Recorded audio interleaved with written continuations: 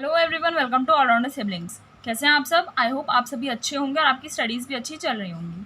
आज हम करेंगे ICSE board class 7th history, जिसका chapter number 5 first part already upload हो चुका है, administration society and culture under Delhi Sultanate का। ठीक है, फर्स्ट पार्ट ऑलरेडी अपलोड हो चुका है। सेकेंड पार्ट आज हम स्टार्ट करने वाले हैं, जिसमें ये चैप्टर हमारा कंप्लीट हो जाएगा एंड इसके नेक्स्ट लेक्चर में हम इस चैप्टर के exercises and question answers cover कर लेंगे। ठीक है, पहला पार्ट जरूर देख कर आइएगा, उसकी लिंक मैं आपको डिस्क्रिप्शन बॉक्स में दे दूंगी। अदरवाइज आप प्लेलिस्ट सेक्शन में भी जाकर देख सकते हैं, प्लेलिस्ट सारी अपडेटेड हैं। चलिए आज का चैप्टर स्टार्ट करते हैं, कंटिन्यू करते हैं। और वीडियो को ज़रूर लाइक कीजिएगा, शेयर कीजिएगा अपने फ्रेंड्स क्लासमेट्स के साथ और चैनल को सब्सक्राइब करना ना भूलें अगर आप हमारी वीडियो पहली बार देख रहे हैं। लास्ट लेक्चर में हमने इस चैप्टर की एडमिनिस्ट्रेशन, दिल्ली सल्तनत का एडमिनिस्ट्रेशन कैसा था, वहाँ की सोसाइटी कैसी थी, वो सब पढ़ा था। और लास्ट टॉपिक हमने पढ़ा था इक्ता सिस्टम क्या होता है। ठीक है, इक्तादार, इक्ता सिस्टम क्या है, ये सब हमने पढ़ा था। अब हमें स्टार्ट करना है इकोनॉमी कैसी थी वहाँ की। सो स्टार्ट करते हैं जल्दी से। Inland and overseas trade both flourished under the सल्तनत। इस सल्तनत में यानी कि दिल्ली सल्तनत में इनलैंड और ओवरसीज दोनों में व्यापार बहुत फ्लरिश हुआ, बहुत ज़्यादा निखार आया, उनमें बहुत ज़्यादा फैले वो। इनलैंड और ओवरसीज यानी इनलैंड यानी कि अंदर अंदर भी, और ओवरसीज़ यानी कि देश विदेश में भी बहुत अच्छा ट्रेड रहा। Delhi, Daulatabad, Lahore and Lakhnauti were great trading centres. ये सभी बहुत बड़े बड़े ट्रेडिंग सेंटर्स थे जिनसे बहुत बड़ा ट्रेड होता था। India developed trade relations with Europe, मलया, चीन, China, central Asia, Afghanistan, Persia, Tibet and Bhutan. India ने भी बहुत सारे रिलेशंस डेवलप कर लिए थे यूरोप, मलया, China, central Asia, Afghanistan, Persia, Tibet और भूटान, इन सभी कंट्रीज़ के साथ। Trade was encouraged by the rulers of India. India की रूलर्स के द्वारा ट्रेड को बहुत ज़्यादा इनकरेज किया गया, बहुत ज़्यादा फैलाया गया। The roads and coins played an important role in flourishing of trade. Trade फैलाने में, व्यापार को फैलाने में जो इंडिया की रोड्स और इंडिया के जो कॉइन्स थे, उन्होंने बहुत बड़ा इंपॉर्टेंट रोल प्ले किया। टाका which was a silver coin started by Iltutmish. It is टका। टका एक सिल्वर कॉइन था, चांदी का सिक्का था, ठीक है, जो इल्तुतमिश ने स्टार्ट किया था। Which was used widely in markets, जिसे इस टके को यानी कि एक सिल्वर कॉइन को यूज़ किया जाता था वाइडली मार्केट्स में। ठीक है, बहुत ज़्यादा यूज़ किया जाता था मार्केट्स में। आगे क्या बोल रहा है? Almost every town had a market place where goods were brought and sold. Almost जितने भी टाउन्स थे दिल्ली सल्तनत के अंडर, वहाँ पर एक मार्केट एरिया होता था जहाँ पर गुड्स यानी कि सामान को बेचा और ख़रीदा जाता था। ठीक है, ये देखिए आपको कॉइन्स दिखाए हुए हैं, ये हैं अलाउद्दीन खिलजी के सिल्वर कॉइन्स हैं। ठीक है, और ये नीचे आपको मोहम्मद बिन तुगलक के कॉइन्स दिखाए हुए हैं। किसके? मोहम्मद बिन तुगलक के। आगे क्या बोल रहा है? Agriculture was the main occupation of the people of India. India के लोगों का मेन ऑक्यूपेशन यानी कि मेन बिजनेस क्या था? एग्रीकल्चर, खेती बाड़ी यानी। During the reign of Alauddin Khilji and Muhammad bin Tughlaq, the land tax was raised to 50% of the produce from the land. जब अलाउद्दीन खिलजी और मोहम्मद बिन तुगलक का शासन था, तो जो लैंड टैक्स लिया जाता था वो लैंड पे से जितना भी प्रोड्यूस होगा उसका 50% बढ़ा दिया गया। ठीक है, यानी कि जैसे आपका लैंड है उसका 50% उसका टैक्स लिया जाने लगा, जितना भी उसमें प्रोड्यूस होगा ना उसका 50% लिया जाने लगा। The chief industries were textiles, sugar, hardware and paper manufactures. की मेन इंडस्ट्रीज कौन कौन सी थी? टेक्सटाइल्स, शुगर, हार्डवेयर और पेपर मैन्युफैक्चरिंग, यहाँ पर मेन इंडस्ट्रीज डेवलप हुई। Small factories also developed during this period. इस पीरियड में स्मॉल फैक्ट्रीज भी डेवलप हुई। ठीक है, बड़ी बड़ी मेन फैक्ट्रीज थी आपकी टेक्सटाइल्स की, शुगर की, हार्डवेयर की, पेपर मैन्युफैक्चर की। और इस पीरियड में स्मॉल फैक्ट्रीज भी डेवलप हुई थी। ऐसा नहीं कि बड़ी बड़ी इंडस्ट्रीज ही डेवलप हुई, ऐसा तो नहीं हो सकता ना, छोटी भी होती हैं। ठीक है, तो छोटी के साथ साथ बड़ी इंडस्ट्रीज भी डेवलप हुई। इस पिक्चर में देखिए आपको अढ़ाई दिन का झोपड़ा अजमेर में है, ये दिखाया हुआ है। अब हम पढ़ते हैं सल्तनत पीरियड के अंडर का कल्चरल डेवलपमेंट कैसा था। ठीक है, आर्किटेक्चर कैसा था और क्या चीज़ें हुई वो सब हम पढ़ने वाले हैं। सबसे पहला है architecture. The Turks and the Afghans introduce new styles and techniques of architecture in India. Turks और अफगान्स ने इंडिया में आर्किटेक्चर की नई स्टाइल्स और नई टेक्निक्स को इंट्रोड्यूस करवाया। ठीक है, नई नई टेक्निक्स और नई नई स्टाइल्स आई टर्क्स और अफगान्स के द्वारा इंडिया में। The architecture of this period was a blend of Hindu and Muslim styles called the Indo Islamic style of architecture. ये इस पीरियड का जो आर्किटेक्चर था वो एक मिक्सचर था, हिंदू स्टाइल्स का और मुस्लिम स्टाइल का मिक्सचर था। इसलिए इस स्टाइल को, जो एक नया मिक्सचर, नई स्टाइल बनी, उसको बोला गया इंडो इस्लामिक स्टाइल। ठीक है, the Muslim rulers employed Hindu craftsman who used Indian decorative styles in the construction of Muslim buildings.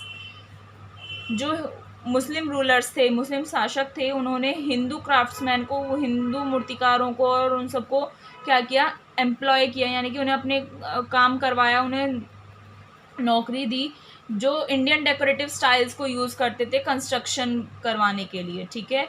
तो उन्होंने अपनी मुस्लिम बिल्डिंग्स बनवाने में हिंदू क्राफ्ट्समैन को यूज़ किया, उनसे काम करवाया, ठीक है। इंडियन डेकोरेटिव स्टाइल्स बनवाई मुस्लिम रूलर्स ने।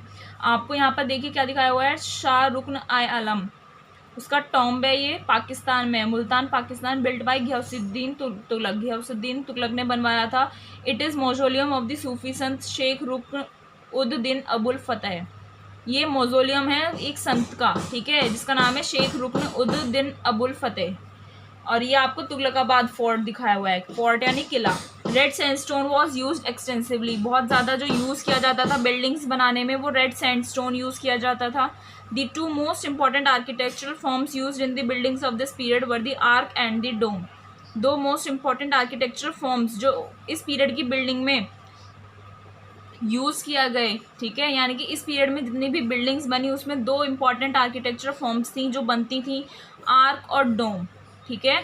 The use of a minaret was also very popular, minaret भी बहुत ज़्यादा बनते थे। मिनारेट क्या होते हैं, टावर्स होते हैं, ठीक है, जो टावर होते हैं जहाँ से लोगों को प्रेयर के लिए, इस्लामिक धर्म में लोगों को प्रेयर के लिए जहाँ से बुलाया जाता है, जिस टावर से उन्हें बुलाया जाता है उसको हम मिनारेट बोलते हैं।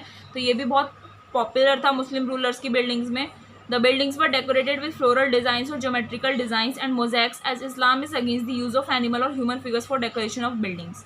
बिल्डिंग्स को डेकोरेट किया जाता था फ्लोरल डिज़ाइन यानी कि फूल के डिज़ाइन से, या फिर ज्योमेट्रिकल डिज़ाइंस बनाए जाते थे, ठीक है, ज्योमेट्रिकल यानी कि स्क्वायर्स और ट्रायंगल्स, ये सब चीज़ें, और मोज़ैक्स बनाए जाते थे। मोज़ैक्स होते हैं एक पैटर्न होता है जिसमें कलर्ड स्टोन ग्लास के छोटे छोटे पीसेस को क्या किया जाता है, फिक्स्ड किया जाता है और उससे बनता है, ठीक है। क्योंकि ये सभी पैटर्न वो यूज़ करते थे क्योंकि इस्लाम जो धर्म है वो एनिमल और ह्यूमन फिगर्स को डेकोरेशन में यूज़ करने के सख्त खिलाफ है। Many monuments were engraved with calligraphy, बहुत सारी मॉन्यूमेंट्स में कैलीग्राफी भी एनग्रेव करवाई गई, ठीक है। कैलीग्राफी आर्ट होती है, ठीक है, स्पेशल तरह के, उसमें पेन्स और ब्रशेज यूज़ होते हैं, तो ब्यूटीफुल राइटिंग होती है ये एक तरह की। Versus from the Holi Quran were inscribed in calligraphy, और उस कैलीग्राफी में होली जो उनकी पवित्र किताब होती है, कुरान पवित्र ग्रंथ होता है, उससे कुछ वर्सेस लिखे गए थे, श्लोक टाइप वगैरह लिखे गए थे, ठीक है, बिल्डिंग्स पर। Qutbuddin Aibak started the construction of the Qutub Minar which he dedicated to Sufi sant. Qutbuddin Aibak ने एक कुतुब मीनार बनवाया था, ठीक है, जो उसने डेडिकेट किया, किसे डेडिकेट किया, to the Sufi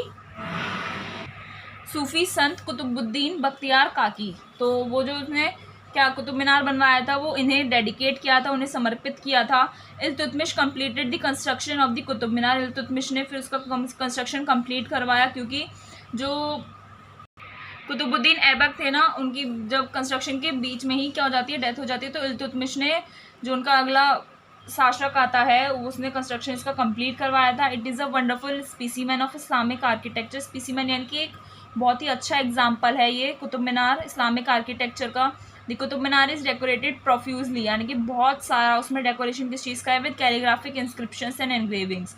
Qutub Minar को डेकोरेट किया गया है बहुत सारी कैलीग्राफिक इंस्क्रिप्शन से, ठीक है, यानी कि कैलीग्राफी से कुछ ना कुछ उसमें लिखवाया हुआ है और एनग्रेविंग्स करवाई हुई हैं, ठीक है। The structure had been declared a UNESCO world heritage site, और इस स्ट्रक्चर को एक यूनेस्को वर्ल्ड हेरिटेज साइट में डिक्लेयर कर दिया गया है, काउंट होती है ये साइट, ठीक है। क्या आपका Qutub Minar. The architecture of the Mamluk and Khalji dynasty was ornamental and that of the Tughlaq period was simple. Mamluk और खलजी डायनेस्टी का जो आर्किटेक्चर था वो बहुत ऑर्नामेंटल था, यानी कि डेकोरेटिव पर्पस टाइप था, और तुगलक पीरियड का जो आर्किटेक्चर था वो बहुत सिंपल था। Monuments built by the Lodis were more lavish and included huge domes. जो लोदीज ने क्या बनवाए थे, मॉन्यूमेंट्स बनवाए थे, इमारतें बनवाई थी, बहुत ज़्यादा लैविश थी, बहुत बड़ी थी, और उनमें बहुत बड़े बड़े डोम्स भी थे, ठीक है। The structures which represent the architectural style of this period were the Quwwat ul Islam mosque in Delhi and Adhai Din Ka झोपड़ा इन अजमेर। जो स्ट्रक्चर्स इस पीरियड के आर्किटेक्चर स्टाइल को रिप्रेजेंट करते हैं वो दो मेन हैं, कुव्वत उल इस्लाम मॉस्क्यू है दिल्ली में, और अदाई-दिन का झोपड़ा है अजमेर में। तो ये 2 बड़े स्ट्रक्चर्स ऐसे हैं जो सल्तनत पीरियड के आर्किटेक्चर को रिप्रेजेंट करते हैं। आगे क्या बोल रहा है, द कुतुब कॉम्प्लेक्स। इनके अलावा और कौन से हैं, Qutub complex. Apart from famous Qutub Minar, Qutub Minar के अलावा other monuments of the complex include Alai Minar and Alai Darwaza. यानी कि जो कुतुब मीनार ही बना हुआ है वहाँ पर उसके आसपास कुतुब मीनार के अलावा दूसरे मॉन्यूमेंट्स भी हैं, वो हैं आपका अलाई मीनार और अलाई दरवाज़ा, ठीक है। तो ये सब चीज़ें मिलाकर कुतुब कॉम्प्लेक्स बना लेती हैं। फिर है Tughlaqabad fort. The Tughlaqabad fort was build by Ghiyasuddin Tughlaq in CE 1321। Tughlaqabad fort को किसने बनाया था, घियासुद्दीन तुगलक ने बनाया था CE 1321 में। He establish the 3rd historic city of India Delhi. उसने तुगलक ने 3rd हिस्टोरिक सिटी बना दी थी दिल्ली की। देखिए ये कुतुब कॉम्प्लेक्स दिखाया हुआ है पूरा, ठीक है। पूरे एरिया को कुतुब कॉम्प्लेक्स बोला जाता है। और यहाँ पर आपको वाघ महल दिखाया हुआ है मंडू। फिरोज शाह कोटला।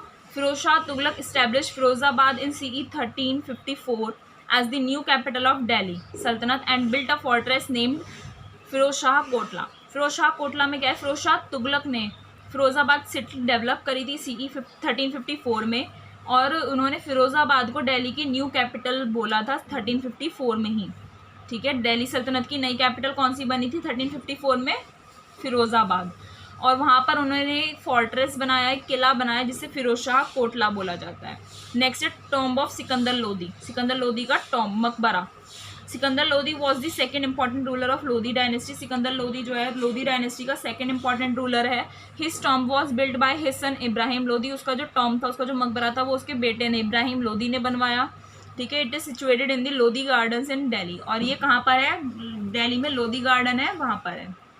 ये आपको यहाँ पर दिखाया हुआ है टॉम्ब ऑफ सिकंदर लोदी। आगे क्या बोल रहा है, the Indo Islamic architecture was introduced in regional kingdoms also. ये जो इंडो इस्लामिक आर्किटेक्चर था, इंडो इस्लामिक आर्किटेक्चर कौन सा हो गया गाइज आपका, जिसमें हिंदू स्टाइल भी है और मुस्लिम स्टाइल भी है। तो इसलिए इंडो इस्लामिक आर्किटेक्चर जो था वो रीजनल किंगडम्स में भी इंट्रोड्यूस करवाया गया। The rulers of mandu built beautiful palaces and forts eight their capital city mandu. Mandu जो एरिया था, रीजनल किंगडम थी, ठीक है, जो साम्राज्य था, उसके रूलर ने भी बहुत बड़े बड़े और सुंदर सुंदर पैलेस फोर्ट्स बनवाए अपनी कैपिटल सिटी मंडू में, ठीक है। Wagh Mahal at Mandu is the best example. ये जो वाघ महल आपको यहाँ पर दिखाया हुआ है, ये इसका बेस्ट एग्जाम्पल है, ठीक है। The Vijayanagar kings also constructed a number of buildings specially temples at their capital city Hampi. Vijayanagar के जो राजा थे उन्होंने भी बहुत सारी बिल्डिंग्स और स्पेशली उनमें भी टेम्पल्स बनवाए थे अपनी कैपिटल सिटी में, ठीक है। विजयनगर की कैपिटल सिटी क्या थी, हम्पी। अब ये तो हमने वहाँ का आर्किटेक्चर पढ़ लिया, उस पीरियड में आर्किटेक्चर कैसा था। अब हम उस टाइम की पेंटिंग के बारे में पढ़ेंगे। Painting was another art form which flourish during medieval period. Medieval period के दौरान पेंटिंग दूसरी आर्ट फॉर्म थी जो बहुत ज़्यादा फ्लरिश हुई, बहुत ज़्यादा डेवलप हुई, प्रोग्रेस हुई उसमें। Miniature paintings were use to decorate books. Miniature क्या होता है आपका, मिनिएचर बोलते हैं स्मॉल बट डिटेल्ड पेंटिंग, ठीक है। मतलब छोटी सी पेंटिंग होती है लेकिन बहुत डिटेल्स होती हैं उसमें। तो miniature paintings were use to decorate books. Books को डेकोरेट करने के लिए मिनिएचर पेंटिंग्स का यूज़ किया जाने लगा। Most of the sultans got their portraits made by skilled painters and patronised them. Most of जो सुल्तान होते थे उस टाइम पर, वो क्या करते थे, अपना पोर्ट्रेट जो बनवाते थे वो स्किल्ड यानी कि जो बहुत बड़े बड़े और बहुत सारी स्किल्स वाले पेंटर होते थे ना, उनसे बनवाते थे और उन्हें पैट्रोनाइज करते थे, यानी कि उन्हें बहुत सारे धन दौलत देते थे। Palaces and temples were decorated with frescoes. Frescoes क्या होता है, painting done on wet plaster. जब प्लास्टर होता है ना दीवारों पर, वो जब हल्का सा गीला होता है तो उसी में पेंटिंग कर दी जाती है, तो उसी को हम उस पेंटिंग को हम बोलते हैं फ्रेस्कोस। तो पैलेसेस और टेम्पल्स को डेकोरेट किया गया फ्रेस्कोस के साथ। अब हम उस टाइम का म्यूजिक के बारे में पढ़ते हैं। The influence of the Persian and Arabic music on the classical music of India created a new form of music. It is today known as Hindustani classical music. Persian और अरेबिक म्यूज़िक का India के classical music पर इतना effect पड़ा कि एक नया form of music बन गया जिसे हम आज बोलते हैं Hindustani classical music. Amir Khusrau, a famous poet and musician, contributed a lot in combining Persian music with the music of India. Amir Khusrau एक बहुत बड़े पोएट और म्यूजिशियन थे, ठीक है। उन्होंने बहुत ज़्यादा कंट्रीब्यूट किया है कि उन्होंने पर्शियन म्यूज़िक को इंडियन म्यूज़िक से क्या किया, कंबाइन करने में बहुत मेहनत करी है। It was he who introduced qawwali, a form of devotional music to Indians. उन्होंने एक नई तरह की म्यूजिक फॉर्म डेवलप करी जिसे बोला गया कवाली इंडियंस के लिए, ठीक है। गज़ल, गज़ल क्या होता है, combination of beautiful poetry with melody, यानी कि सुर में मेलोडी, यानी कि सुर में रिदम में एक पोइट्री गाना, ठीक है, तो उसे हम गज़ल बोलते हैं। It is also a contribution of सल्तनत पीरियड। गज़ल और कवाली दोनों सल्तनत पीरियड में कंट्रीब्यूट हुए, यानी कि आए। Sitar, sarangi, tabla and rabab, musical instruments which play a very important role in Indian music were introduced during the sultanate period. सल्तनत पीरियड में बहुत सारे म्यूजिकल इंस्ट्रूमेंट्स भी आए जो इंडियन म्यूजिक में बहुत ज़्यादा इंपॉर्टेंट रोल उन्होंने प्ले किया, जैसे सितार, सारंगी, तबला और रबाब। ये कुछ म्यूजिकल इंस्ट्रूमेंट्स के नाम है जो इस पीरियड की वजह से इंडियन म्यूजिक में इंट्रोड्यूस हुए। कथक एक ब्यूटीफुल डांस फॉर्म है जो patronised and formed in the courts, और जो कोर्ट में क्या करी जाती थी, परफॉर्म करी जाती थी। कथक ब्यूटीफुल डांस फॉर्म है, ठीक है। द सल्तनत period saw the rise of devotional music. सल्तनत पीरियड में डिवोशनल म्यूजिक्स आने लगे, ठीक है, भक्ति वाले गीत आने लगे, सॉन्ग्स आने लगे। भक्ति संत जैसे Mirabai, Kabir, Chaitanya Mahaprabhu use kirtans and bhajans and the Sufi sant such as Nizamuddin औलिया, मतलब बहुत सारे भक्ति संत भी आए जैसे मीराबाई, कबीर, चैतन्य महाप्रभु, उन्होंने कीर्तन भजन किए। और जो सूफी संत थे वो जैसे निज़ामुद्दीन औलिया, इन्होंने क्या किया था, Nizamuddin Auliya, Amir Khusro and Nasiruddin Chirag i Delhi used qawwalis to spread their message and as a mode of worship of God. तो उन्होंने कवाली को यूज़ करके, सूफी संत भक्ति संत ने क्या किया था, उन्होंने भजन कीर्तन किया था, और इन लोगों ने क्या किया था, सूफी संत ने कवाली गाई, जिससे कवाली करी जिससे वो लोगों को भगवान के पूजन से जोड़ सकें और उनका संदेश उन्हें पहुंचा सकें। तो ये था उनका म्यूज़िक के बारे में। देखिए मैं आपको एक छोटी सी स्टोरी बताती हूँ। यहाँ पर देखिए, Amir Khusro was born in CE 1253 in Uttar Pradesh. Amir Khusro का जन्म CE 1253 में उत्तर प्रदेश में हुआ था। He was a great Persian poet, वो एक बहुत बड़े पर्शियन पोएट थे। हु न्यू संस्कृत ऑल्सो, जिन्हें संस्कृत भी आती थी। He was a great musician too and it is believe that he invented the sitar. वो बहुत बड़े म्यूजिशियन भी थे और ये माना जाता है कि उन्होंने सितार का क्या किया, इन्वेंशन किया। His songs popular during his time are sung even today. उनके सॉन्ग्स जो उनके टाइम में पॉपुलर थे वो आज भी गाए जाते हैं। Aamir Khusro was passing by a well one day. Aamir Khusro, अब एक कहानी स्टार्ट होती है कि जिसमें आमिर खुसरो एक कुएं के पास से गुजर रहे थे एक दिन। As he felt thirsty he asked the women for water. अब उन्हें प्यास लगी थी, कुएं के पास से जा रहे थे, कुछ औरतें वहाँ पर खड़ी थी, तो उन्होंने पानी के लिए पूछा कि पानी दे दीजिए। Knowing that Khusro composed riddles and songs, women decided to have some fun. अब उन औरतों को ये तो पता था कि खुसरो जो होते हैं वो रिडल्स और सॉन्ग्स कंपोज करते हैं। सो वुमेन ने क्या डिसाइड किया उन सभी औरतों ने कि कुछ मजाक मस्ती करते हैं। They told Khusro to narrate a verse for them. उन्होंने कहा कि खुसरो से कि एक वर्स में हमारे लिए क्या कीजिए, नरेट कीजिए, बनाइए, कुछ सुना दीजिए हमें। Khusro asked them to give him the words to compose a poem about. Khusro ने कहा कि आप मुझे कुछ वर्ड्स दे दीजिए जिससे उन वर्ड्स को यूज़ करके मैं एक पोएम बना सकूं। After thinking for some time each of the 4 women gave him words of their choice. वो 4 औरतें थीं, तो कुछ टाइम सोचने के बाद उन चारों ने एक वर्ड अपनी मर्जी का दे दिया। 4 वर्ड्स कौन कौन से दिए, खीर, चरखा, कुत्ता, ढोल। तो ये सब यूज़ करके उन्होंने कुछ एक पोएम बनाई थी, वो देखते हैं। Khusro promptly composed a verse which had all the 4 words. और उन्होंने एक वर्स बना दिया खुसरो ने जल्दी से, जिसमें 4 वर्ड्स आए थे। तो वो क्या थी, खीर पकाई जतन से, चरखा दिया चलाए, आया कुत्ता खा गया, तू बैठी ढोल बजाए। तो इस पोएम का क्या मीनिंग था, with efforts and hard work you prepared the kheer and started working on spinning wheel. कि बहुत सारी मेहनत से और बहुत सारी हार्ड वर्क करने से तुमने खीर बनाई और चरखे पर काम करना तुमने स्टार्ट किया। देयर केम अ डॉग, एक कुत्ता आया, एंड एट ऑल द खीर, सारी खीर खा गया। Now you sit and play the drum, अब तुम बैठो और ढोल बजाओ। तो ये कहानी थी, उन्होंने ऐसे वो पोएम्स गाते थे, ठीक है। चलिए म्यूजिक की बात तो हो गई, अब हम करते हैं लैंग्वेज और लिटरेचर कैसा था उस टाइम पे, ठीक है। Persian was the language of administration and the nobility. Persian उनकी मेन लैंग्वेज थी एडमिनिस्ट्रेशन की, ठीक है, जो मैनेजमेंट होता था उसकी मेन लैंग्वेज पर्शियन थी। और नोबिलिटी की, यानी जो हाई ऑफिशियल्स होते हैं ना, उनकी लैंग्वेज कौन सी थी, Persian. Arabic was mostly used by traders from western Asia. Western Asia के जो लोग थे, जो वेस्टर्न एशिया के ट्रेडर्स थे, वो कौन सी फॉर्म यूज़ करते थे, लैंग्वेज यूज़ करते थे, अरेबिक लैंग्वेज यूज़ करते थे। Sanskrit continue to be the language of high learning among the Hindus. Hindus में जो सबसे ज़्यादा लैंग्वेज यूज़ होती थी वो होती थी Sanskrit. The blending of Persian and Hindi gave birth to a new language, Urdu. तो जो पर्शियन और हिंदी का मिक्स हुआ तो उससे एक नई लैंग्वेज बनी जिसे बोला गया Urdu. The word Urdu means camp. Urdu word का मीनिंग होता है camp. It was the language use in camps by soldiers with different nationalities to communicate with each other. तो ये वो लैंग्वेज थी उर्दू जो कैंप्स में सोल्जर्स यानी कि सैनिकों के द्वारा यूज़ करी जाती थी, जिनका नेशनल यानी कि उनके नेशनलिटीज़ डिफरेंट होती थी ना, अलग अलग एरिया के होते थे वो सोल्जर्स, तो आपस में बात करने के लिए वो इस लैंग्वेज का यूज़ करते थे।